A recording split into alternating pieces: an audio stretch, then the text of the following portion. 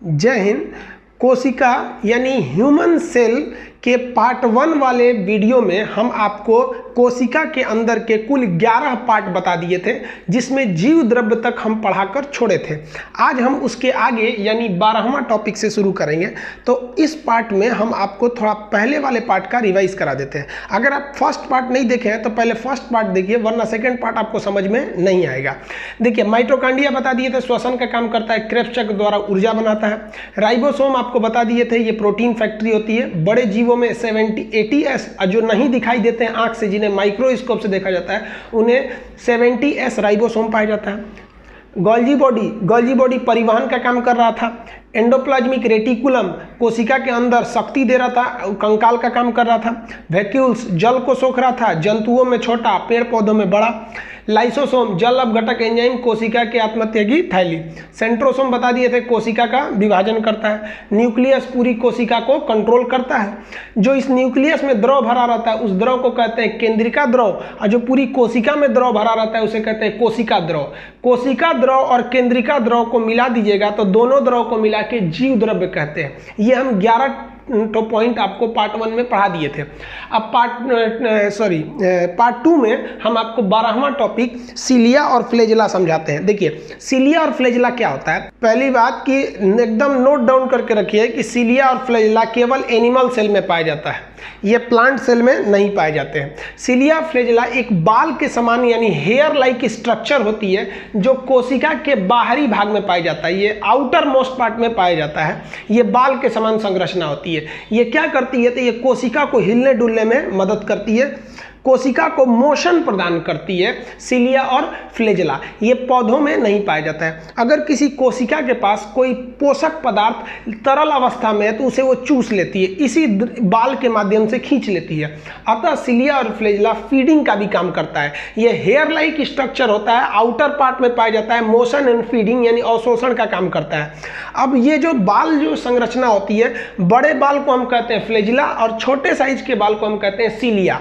यही कोशिका में गति का काम करते हैं। सब समझ में गया। यही सिलिया और फ्लैजेला स्पर्म को शक्ति प्रदान करते हैं ताकि वो आगे बढ़ सके। तो ये सिलिया और फ्लैजेला समझ में आ गया। प्लांट सेल में नहीं पाया जाता है, फ्लैजेला बड़ा होता है। अब हम समझते हैं 13वां पॉइंट कि लवक यानी प्लास्टिड किसे कहते हैं। देखिए ध्यान से, लवक या प्लास्टिड क्या होता है। कहेगा जंतु कोशिका का सबसे बड़ा पार्ट कौन है तो वो न्यूक्लियस है। और कहेगा कि पादप यानी पेड़ पौधे के यानी प्लांट सेल का सबसे बड़ा पार्ट कौन सा है तो वो प्लास्टिड यानी लवक होता है। यह ओनली प्लांट में पाया जाता है, ये हम लोगों में नहीं पाया जाता, यानी एनिमल सेल में नहीं पाया जाता है। अब ये जो लवक होता है, यह लवक 3 प्रकार का होता है। लवक कितने प्रकार के होंगे? 3 प्रकार के। तो चलिए हम सारे प्रकार को समझते हैं। पहला होता है क्लोरोप्लास्ट। हर एक लवक के लास्ट में प्लास्ट लगा रहेगा। क्लोरोप्लास्ट, प्लास्ट मतलब होता है लवक। क्लोरोप्लास्ट को हिंदी में कहते हैं हरित लवक। नाम से स्पष्ट है, हरे रंग का होता है, पत्तियों में पाया जाता है, हालांकि तना भी हरा होता है। और यही क्लोरोप्लास्ट फोटोसिंथेसिस यानी प्रकाश संश्लेषण के द्वारा क्या करता है कि ऊर्जा बनाता है, प्रकाश संश्लेषण द्वारा।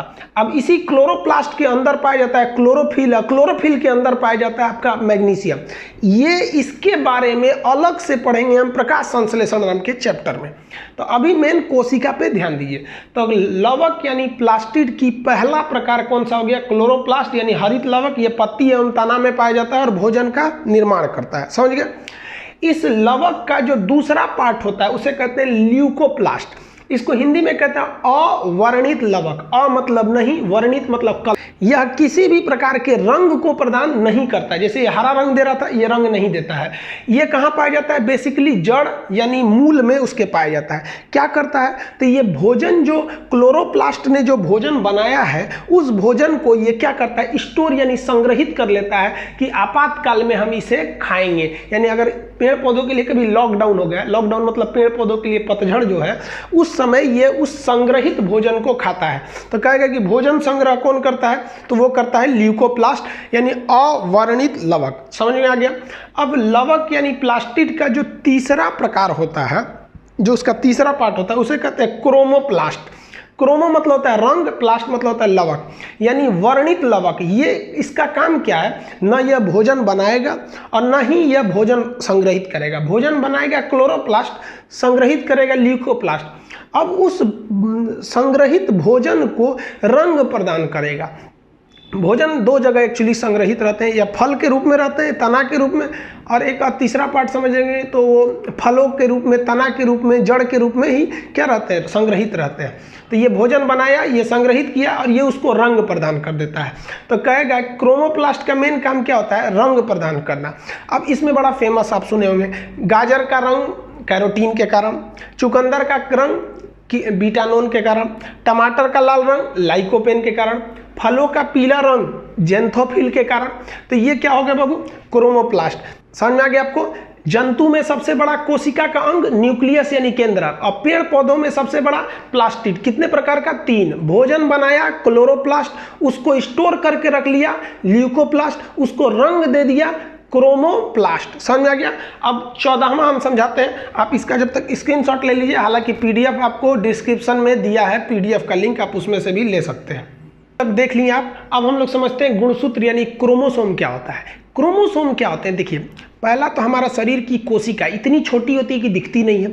आप अगर एक सुई से, अगर इसे सुई के नोक पे निकालेंगे तो उसमें 8-10 कोशिका आ जाएंगी सब। तो एक छोटी सी कोशिका को आप लीजिएगा, एकदम कोशिका, उसको जूम करिएगा, तब आपको उस कोशिका के अंदर की ये सब अंग दिखाई देंगे। अब उस अंग में से एक अंग मिलेगा आपको न्यूक्लियस यानी केंद्रक।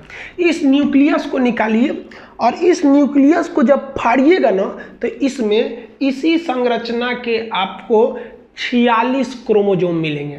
इसी संरचना को, इसी स्ट्रक्चर को हम क्या कहते हैं, क्रोमोसोम कहते हैं, क्रोमोसोम। अब आपसे कहेगा क्रोमोसोम उपस्थित कहाँ रहता है, तो कोशिका के केंद्रक यानी न्यूक्लियस में। कितने रहते हैं, तो 46 रहते हैं। कितने रहेंगे, 46। जोड़ा में कहेगा तो 23 जोड़ा। अब बात आता है कि इस क्रोमोसोम के अंदर क्या रहेगा। इस क्रोमोसोम को इसे खखोर खखोर के इसको फाड़ेंगे तो क्या निकलेगा, तो उसमें निकलेगा डीएनए, आरएनए और जीन। ये एक अलग से वीडियो बनाएंगे हम आपको डीएनए, आरएनए और जीन पर। तो इतना समझ में आ गया। कोशिका में से क्या निकालेंगे, पहले केंद्रक, अब केंद्रक में से क्या निकालेंगे, क्रोमोसोम। क्रोमोसोम की संख्या कितनी होती है, 46, लेकिन जोड़ा में पूछेगा तो 23 जोड़ा। देखिए अब आपके मन में एक सवाल आता होगा कि ये ससुरा, ये क्रोमोसोम करता क्या है, और दूसरा कि इसको हम जोड़ा में क्यों लिखे हैं। भैया 46 है तो ठीक है, फिर यहाँ हम ब्रैकेट में जोड़ा में क्यों लिखे हैं। तो ध्यान दीजिए, यही क्रोमोसोम हमारे पूरे शरीर का निर्माण करता है। तो शरीर के निर्माण में सबसे महत्वपूर्ण भूमिका कौन निभाता है, यही क्रोमोसोम हमारे शरीर की सबसे महत्वपूर्ण भूमिका को निभाता है। समझ में आ गया कि नहीं आ गया। अब ये जोड़ा में क्यों है, क्योंकि हमारे शरीर में ज़्यादातर चीज जोड़ा में है। देखिए एक हाथ इधर, एक हाथ इधर, जोड़ा है कि नहीं। आंख जोड़ा है, नाक में भी 2 हिस्सा है, जबड़ा भी जोड़ा है, कान भी जोड़ा है, पैर भी जोड़ा है, लंग्स भी जोड़ा है, किडनी भी जोड़ा है। मोस्ट ऑफ द पार्ट जो बॉडी के हैं वो जोड़ा में है, सिमेट्रिक है। इसलिए क्रोमोसोम को भी जोड़ा में दर्शाया जाता है। कितने जोड़े हैं, 23 जोड़ा। संख्या में पूछेगा तो 46 जोड़ा है, सॉरी 46।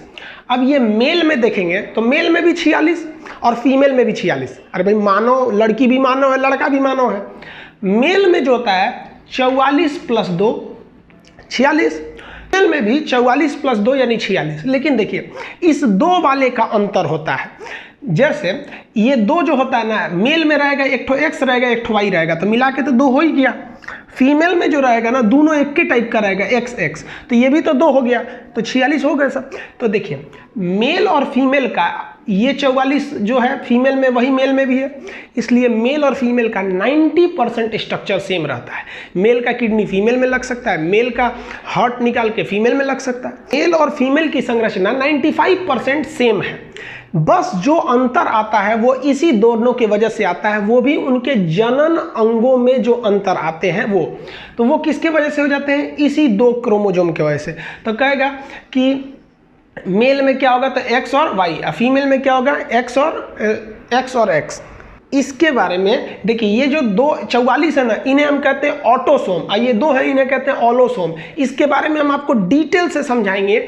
अर्धसूत्री विभाजन यानी मियोसिस, और वहाँ समझाएंगे लड़का लड़की कैसे बनते हैं, कैसे कोई हिजड़ा यानी किन्नर हो जाता है, जुड़वा कैसे पैदा हो जाते हैं, वहाँ हम इस चीज़ को समझाएंगे। तो आप समझ सकते हैं, गुणसूत्र आप समझ गए होंगे, क्रोमोसोम क्या होते हैं, कहाँ पाए जाते हैं, केंद्रक में। जोड़ा में क्यों दर्शाया जाता है आप समझ गए। इसका आप एक स्क्रीनशॉट ले लीजिए, डिस्क्रिप्शन में PDF है बाबू, आप डिस्क्रिप्शन में जाइए, आप वहाँ से PDF डाउनलोड कीजिए। आप कमेंट कर रहे हैं कि सर PDF नहीं मिल रहा है, PDF नहीं मिल रहा है, आप डिस्क्रिप्शन में देखिए, वहाँ PDF दिखा हुआ है, आप वहाँ से PDF लीजिए। अगर यहाँ स्क्रीनशॉट नहीं ले पा रहे हैं तब, अब आगे हम समझते हैं इसके आगे। देखिए, अब आप कोशिका में सुने होंगे कि कोशिका को कई लोग कहते हैं कि सबसे छोटा अंग है, ये गलत है। कोशिका सबसे छोटा अंग नहीं है। अगर कोशिका सबसे छोटा अंग होता, सेल सब स्मॉलेस्ट पार्ट होता, तो फिर तो उसके अंदर केंद्रक है, इंडोप्लाज्मिक रेटिकुलम है, गोल्जी बॉडी है, माइटोकॉन्ड्रिया, ये सब है, सब ये ना छोटे हैं सब। कोशिका सबसे छोटा तो आपका राइबोसोम होगा। अगर कोई कहता है कि कोशिका सबसे छोटा अंग है तो गलत है। कोशिका जो होता है वो सबसे छोटी इकाई यानी यूनिट होती है। अब ये सबसे छोटी यूनिट यानी इकाई क्या है भैया, अब ये यूनिट में प्रॉब्लम आ जाएगा। यूनिट किसके कहेंगे, किसे कहेंगे इकाई क्या है। तो देखिए, शरीर का सबसे छोटा इकाई का मतलब होता है कि शरीर में जो जो चीज़ों की ज़रूरत है वो सारे के सारे चीज़ों को कौन सा ऐसा पार्ट है जो अकेले कर सकता है। तो शरीर का सबसे छोटा उस पार्ट को बताइए जो हर एक काम अकेले कर सकता है, जो हर एक काम अकेले कर सकता है, उसे क्या कहते हैं, यूनिट कहते हैं। अब आप बताइए, दिल जो है केवल धड़केगा, सांस थोड़ी ले सकता है। लीवर एब्जॉर्प्शन करेगा, लीवर को कह दीजिएगा प्रोटीन बनाने के लिए, बनाएगा नहीं बनाएगा। तब वैज्ञानिक दिमाग लगाए सब कि सबसे छोटा पार्ट पता करो जो सारे काम को कर सकता है। तब मिला कोशिका यानी सेल। यह सेल अपना सारा काम खुद कर सकता है। ऊर्जा बना लेगा माइटोकॉन्ड्रिया के द्वारा, प्रोटीन बना देगा राइबोसोम के द्वारा, परिवहन कर देगा गोल्जी बॉडी द्वारा, अपने को मजबूती दे देगा ER के द्वारा, जल को रोक लेगा वैक्यूल्स द्वारा, अपने अंदर पाचन और सफाई कर लेगा लाइसोसोम द्वारा, खुद के क्षतिग्रस्त अंगों को ठीक कर लेगा, पुनर्निर्माण कर लेगा सेंट्रोसोम के द्वारा, अपने आप को कंट्रोल कर लेगा, इसका खुद का ब्रेन होता है न्यूक्लियस, ये बना लेगा। तो ये सारा काम खुद कर सकता है।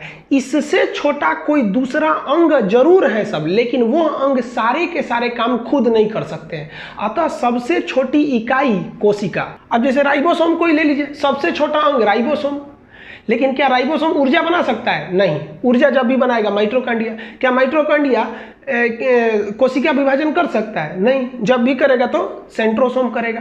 तो वह सबसे छोटा अंग जो सभी कार्यों को कर सकता है उसी को कहते हैं इकाई यानी यूनिट कहते हैं। तो इस शरीर की सबसे छोटी इकाई कौन सी हो गई बाबू, तो वो हो गई कोशिका। लेकिन कोई कहता है कि सबसे छोटा अंग कौन सा है, तो उसके मुंह पे ये वाला वीडियो मार दीजिएगा कि भैया सबसे छोटा अंग कोशिका नहीं है, ये सबसे छोटी इकाई है। समझ में आ गया। इसका एक स्क्रीनशॉट लेना है तो ले लीजिए, फिर अभी आगे समझाते हैं आपको कोशिकाओं के प्रकार। देखिए, बहुत से लड़कों को प्रॉब्लम होता है कि कौन सा चीज प्लांट सेल में पाया जाता है, कौन सा चीज एनिमल सेल में पाया जाता है, और कौन सा चीज दोनों में पाया जाता है। तो एक सिंगल स्लाइड इसको देखिए, इसमें आपको हर एक चीज दूर हो जाएगा।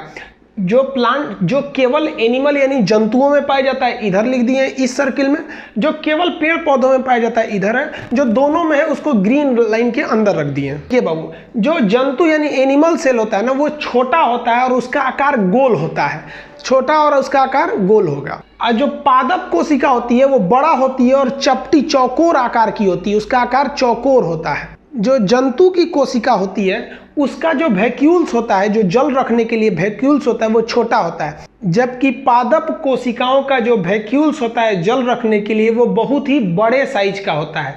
तो ध्यान से देखिए, ये तीन चीज ऐसी हैं जो इसमें है और इसमें भी, ये बस थोड़ा सा का अंतर है। जैसे ये छोटा, ये बड़ा, ये गोल, ये चौकोर, इसका वैक्यूल छोटा, इसका वैक्यूल बड़ा। अब कुछ ऐसी चीजें देखते हैं जो केवल जंतुओं में ही पाया जाता है, वो हो गया सिलिया और फ्लैजेला। हम आपको बताए थे कोशिका के बाहर बाहर जो बाल समान संरचना होती है उसे सिलिया और फ्लैजेला कहते हैं। और साथ ही साथ लाइसोसोम, लाइसोसोम केवल जंतु यानी एनिमल सेल में ही पाया जाता है, पादप सेल में नहीं पाया जाता है। समझ में आ गया? इसको आत्महत्या की थैली कहते हैं। समझ में आ गया? अब कुछ ऐसे चीज देखते हैं जो केवल पादप यानी प्लांट सेल में पाए जाते हैं, वो एनिमल सेल में नहीं पाया जाएगा। जैसे सेलवाल कोशिका भित्ति आपको पढ़ा दिए हैं, ये सेलुलोज का होता है। दूसरा प्लास्टिड, केवल और केवल प्लास्टिड किस में पाया जाता है? पेड़ पौधों में। प्लास्टिड 3 प्रकार का होता है, जिसका सबसे महत्वपूर्ण जो प्लास्टिड होता है वो कौन सा प्लास्टिड होता है बाबू? वो होता है क्लोरोप्लास्ट, जो भोजन बनाता है। तो ये 3 चीज याद रखिएगा। ये केवल और केवल किस में पाया जाएगा? प्लांट यानी पौधों में पाया जाएगा। और ये 3 चीज केवल एनिमल में पाया जाएगा। और ये जो 3 चीज है ये हल्का सा चेंजिंग है इसमें। अब हम देखते हैं कि वह कौन सा चीज है जो दोनों में ही पाया जाता है। तो पहला हो गया कोशिका झिल्ली यानी सेल मेम्ब्रेन। भैया कोशिका के सभी अंग पहले एक झिल्ली में रखना पड़ेगा ना, तो कोशिका झिल्ली हो गई, वो दोनों में हो गई। कोशिका को ऊर्जा चाहिए कि नहीं चाहिए? तो भैया ऊर्जा कौन देगा? माइटोकॉन्ड्रिया, वो दोनों में हो गया माइटोकॉन्ड्रिया। कोशिका को बढ़ने के लिए प्रोटीन चाहिए कि नहीं? प्रोटीन वृद्धि का काम करता है, शरीर को बढ़ाता है, तो दोनों की वृद्धि चाहिए। प्रोटीन कौन बनाएगा? राइबोसोम, तो दोनों में राइबोसोम पाया जाता है। और कौन सा राइबोसोम? तो एटीएस, क्योंकि ये बड़ा वाला राइबोसोम होता है, तो एटीएस। अब आप बताइए ये राइबोसोम कहाँ पाए जाते हैं? तो एंडोप्लाज्मिक रेटिकुलम यानी ईआर, तो ईआर किस में पाया जाएगा? दोनों में पाया जाएगा। अब गोल्जी बॉडी परिवहन करना जरूरी है कि नहीं है? जहां घट गया वहां लेके जाना, तो गोल्जी बॉडी दोनों में पाया जाता है। केंद्रक जो कोशिका को कंट्रोल करके रखता है वो दोनों में पाया जाएगा। समझ में आ गया? सेंट्रोसोम, सेंट्रोसोम भी दोनों में पाया जाता है, जो कोशिका का विभाजन करता है। लेकिन सेंट्रोसोम में एक चीज ध्यान से समझिएगा, सेंट्रोसोम जो होता है वो एनिमल में पाया जाता है, लेकिन केवल और केवल छोटे ही पौधों में सेंट्रोसोम कोशिका का विभाजन करती है। बड़े साइज के पेड़ पौधों में कोशिका विभाजन का काम सेंट्रोसोम द्वारा न करके वह कोशिका विभाजन सेल प्लेट द्वारा होता है। हालांकि अगर कहेगा सेंट्रोसोम दोनों में पाया जाता है या नहीं, तब आप कहिएगा कि पाया जाता है। समझ में आ गया आप लोग को? ये आप इसमें ये समानता हो गई, ये केवल एनिमल में, ये केवल प्लांट में। आप इसका स्क्रीनशॉट लीजिए, फिर हम आपको समझाते हैं यूकैरियोटिक और प्रोकैरियोटिक में क्या डिफरेंस होते हैं। देखिए अब कोशिका के प्रकार के बारे में समझते हैं। कोशिका को हम लोग बेसिकली 2 प्रकार के बांटते हैं, एक होता है प्रोकैरियोटिक, एक होता है यूकैरियोटिक। देखिए प्रोकैरियोटिक जो कोशिका होती है, यह कोशिका सबको प्रारंभिक कोशिका कहते हैं। यह आकार में इतनी छोटी होती है कि इसे जूम करके देखना पड़ेगा आपको माइक्रोस्कोप से। इस कोशिका के अंदर केवल जो मुख्य अंग हैं बस वही पाए जाते हैं, न कि सारे अंग पाए जाते हैं। 3-4 मुख्य अंग पाए जाएंगे, बाकी नहीं पाए जाते हैं इन कोशिकाओं में। इसको आप नंगी आंखों से नहीं देख सकते हैं, बहुत ही छोटी होती हैं ये कोशिकाएं। इसका एग्जाम्पल नील हरित शैवाल, छोटे आकार का शैवाल होता है, नील हरित शैवाल होता है। तो ये आप इसे नंगी आंखों से नहीं देख सकते हैं, तो उसे हम क्या कहते हैं? प्रोकैरियोटिक। अब एक होता है यूकैरियोटिक। यूकैरियोटिक जो कोशिकाएं होती हैं ये पूरी तरह से विकसित होती हैं, ये बहुत बड़े जीवों में पाई जाती है। अब इसका 2 भाग हो जाता है, एक होता है जंतु कोशिका यानी एनिमल सेल, एक होता है प्लांट सेल यानी पादप कोशिका। इन दोनों में हम आपको अंतर पूरी अच्छे तरह से समझा दिए हैं। अब हम आपको मेन अंतर समझाएंगे यूकैरियोटिक और प्रोकैरियोटिक के बीच में। तो पहले ये बताइए आप लोग क्या हैं, प्रोकैरियोटिक या यूकैरियोटिक? है भाई यूकैरियोटिक होंगे। इसको कैसे याद रखिएगा?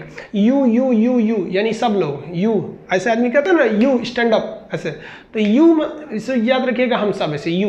तो यू से हो गया यूकैरियोटिक, इधर हो गया प्रोकैरियोटिक। हम आपको यूकैरियोटिक पूरा कंप्लीट पढ़ा चुके हैं, एनिमल सेल और प्लांट सेल में अंतर भी स्पष्ट करके। समझ में आया ना? अब हम बस आपको यहाँ दोनों में अंतर करा देंगे, आप अच्छे से समझ जाएंगे। आप एक इसका स्क्रीनशॉट ले लीजिए। देखिए अब हम लोग मेन अंतर समझते हैं प्रोकैरियोटिक और यूकैरियोटिक के बीच में। देखिए बहुत का अंतर नहीं होता है। प्रोकैरियोटिक कोशिका होती है ना, उसमें ससुरा में कुछ होता ही नहीं है। अब जो यूकैरियोटिक होती है पूरी तरह विकसित होता है, सभी अंग होते हैं। तो चलिए अंतर समझते हैं। प्रोकैरियोटिक बहुत ही छोटी होती है, जबकि यूकैरियोटिक बड़ी होती है। तो एक तरह का अंतर भी एक तरह का हल्का सा अंतर है, ये छोटा ये बड़ा। अब एक चीज ध्यान से समझिए, जो प्रोकैरियोटिक कोशिका होती है ना, इनमें जो केंद्रक पाया जाता है न्यूक्लियस, वो पूरी तरह से डेवलप नहीं होता है, वो अविकसित होता है। और यूकैरियोटिक में जो केंद्रक होता है वो पूरी तरह विकसित होता है, उनका केंद्रक पूरा विकसित होता है। और दूसरा सबसे बड़ा अंतर जो होता है ना, जैसे मान लीजिए कोई सेल है, इसमें ये न्यूक्लियस है, तो हमारा जो यूकैरियोटिक में हम लोग आते हैं, ये न्यूक्लियस एक कवर द्वारा ढका हुआ है, लेकिन ये ससुरा प्रोकैरियोटिक का जो न्यूक्लियस है ना, इसे छितराया हुआ रहता है, ऐसे छितरा गया है। तो न्यूक्लियस के अंदर जितना सब सामान है ना, उसी में पूरा कोशिका में ऐसे घूम रहा है।